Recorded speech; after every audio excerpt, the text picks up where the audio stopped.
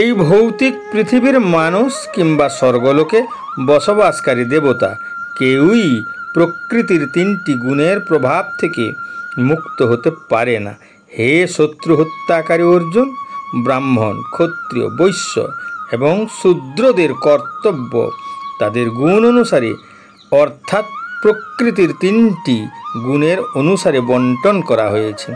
কেউই জন্মসূত্র অনুসারে তাদের কর্তব্য লাভ করেনি।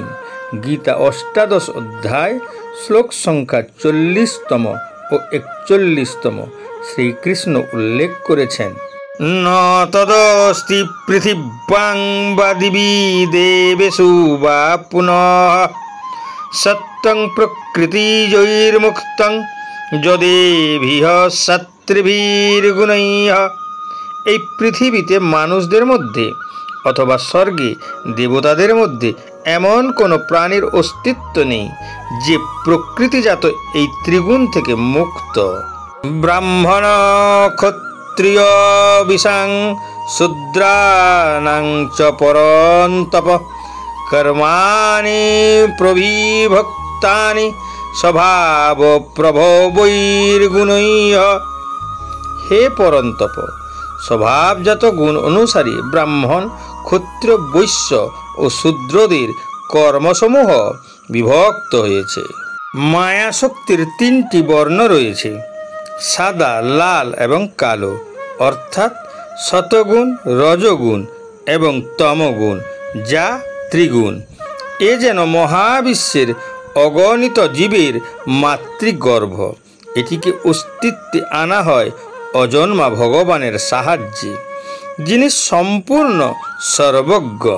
যদিও এই ভৌতিক শক্তি মায়া, ঈশ্বরকে বাঁধার কোনো ক্ষমতা নেই, কারণ মায়া ঈশ্বরের শক্তির দ্বারাই বলীয়ান। তাই ঈশ্বর নির্দ্বিধায় তাঁর ঐশ্বরিক লীলা উপভোগ করেন, কিন্তু জীবগণ মায়ার প্রভাব ভোগ করে এবং বন্ধনে পতিত হয়। মায়ার আধিপত্য নরকের নিম্নলোক থেকে স্বর্গের ব্রহ্মলোক পর্যন্ত বিস্তৃত।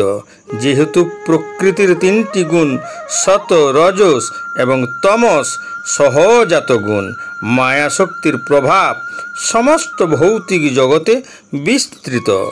অতএব নরকের জীব কিংবা পৃথিবীর মানুষ বা স্বর্গলোকের দেবতা সকলেই তিনটি গুণের প্রভাবেই প্রভাবিত।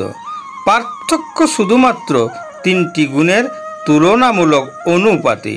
নরকলোকের বাসিন্দাদের মধ্যে তমগুণের প্রাধান্য, পৃথিবীর বাসিন্দাদের মধ্যে রজগুণের প্রাধান্য এবং স্বর্গে বসবাসকারী দেবতাদের মধ্যে সতগুণের প্রাধান্য পরিলক্ষিত হয়েছে।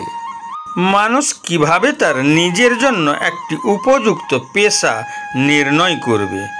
এখানে শ্রীকৃষ্ণ ব্যাখ্যা করেছেন যে প্রকৃতির তিনটি গুণ অনুসারে মানুষের ভিন্ন ভিন্ন প্রকৃতির স্বভাব রয়েছে, যা তাদের ব্যক্তিত্ব গঠনে সাহায্য করে।